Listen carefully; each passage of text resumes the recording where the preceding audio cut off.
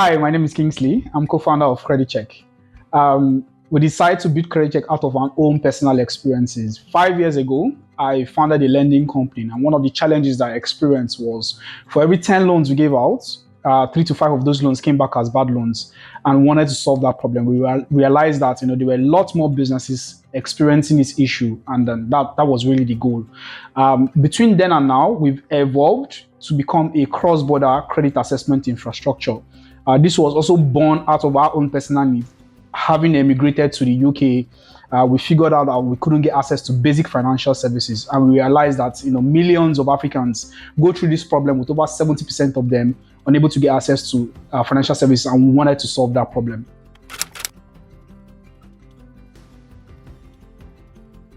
The blessings of being a third-time founder is that I have clarity, right? Which means I can filter out information, ideas, much faster than anyone. As you know, as a founder, you're always getting advice from mentors, from advisors, from investors. So being able to filter out what is important and what's not, it's one of the advantages of being, having done this, for the third time. Okay. Was I shaking? Good. Okay. Remember, right after your answer, please lock on. Yeah. If your eyeballs move, it's going to show. Get it all. It's quite difficult just looking at an inanimate object. You just have to try. Yeah. Yeah, cool. Okay. But was that okay? That was okay. Sorry, let me just read the next one before you call it out, so that when you call it out, I just go. What were the biggest challenges you faced when launching CreditChek, and how did you overcome them? I'm sure this one is etched in your memory. Always. Okay. So, do I still need to read it out again? Yes, just read it out. What were the biggest challenges you faced when launching CreditChek, and how did you overcome them? So we faced a lot of challenges, right? Because by the virtue of the nature of our business, we have to partner, with the likes of data providers, banks, financial institutions, and the likes. And then one of the challenges, as you might know, with financial institutions, is the concern around data privacy, right? So basically, it's all about listening and understanding their concerns and their fears, and then working with them to alleviate those fears. In our own case, what we did was to say, we understand the concerns you have. Can we build within a sandbox? And then based off of that, you can then approve, what we've built. And that's how we actually solved that problem.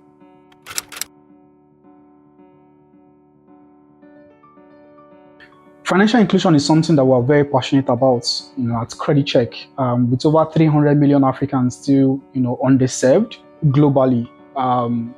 We strongly feel like we're filling up a gap, right? So when you look at it from the basic problems, you're looking at access to capital, access to credit, access to basic financial services, access to credit cards, right? And then we strongly believe that we're bridging that gap by helping financial institutions get the trust that they need in providing and building the right services for Africans globally, and that's basically how we're doing it.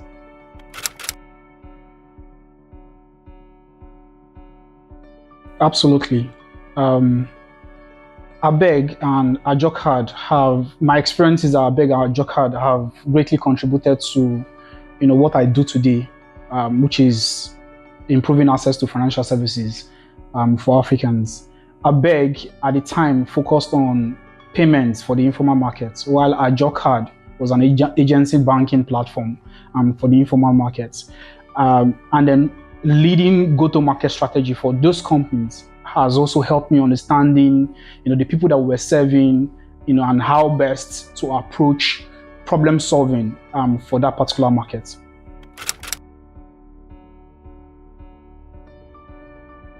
As a founder building on a continent or anywhere in the world, one of the things that you should have in your bucket list is, what are the regulatory requirements required for this business or this idea that I'm looking to pursue?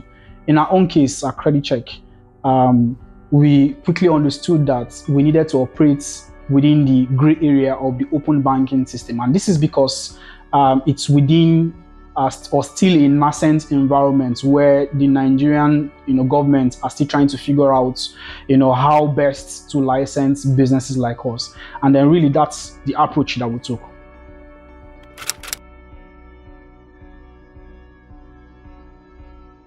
As founders looking to grow and expand rapidly, getting access to the right network of mentors can be, the what makes you thrive or die. Everything that we've done has been on the backs of the mentors, that have seen us through this journey. Everything we've done, the successes and all of that, has been the advices that we've gotten from, mentors and advisors.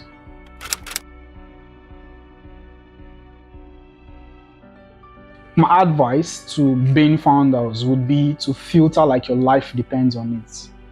Everything about entrepreneurship, has to do with clarity. And how you get to clarity is by filtering what's important and what's not. And that's how you make the best decisions that can actually help you thrive.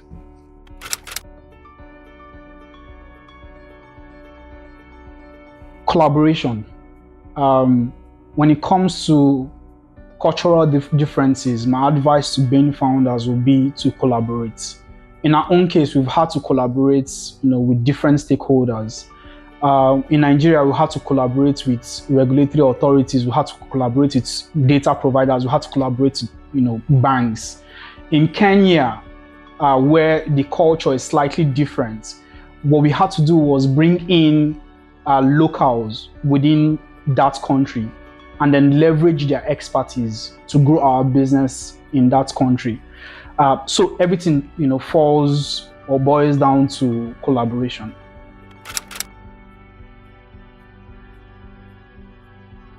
My advice to being founders when adapting successful business models on the continent to Scotland would be two things. The first is when making a decision, there's something I call vision investment, which is understanding what's going to be a game changer, understanding what's important, and then also understanding what's a vitamin. And it's very important that you're not blinded by what's called, shiny object syndrome, which is a typical example is everyone is building a remittance business today. But does a remittance business really make sense for the Scotland market? And that's something you have to, decide on. The second would be understanding the core factors, which is regulatory requirements, how big is the market, are you actually solving real problems, or is this just a fantasy?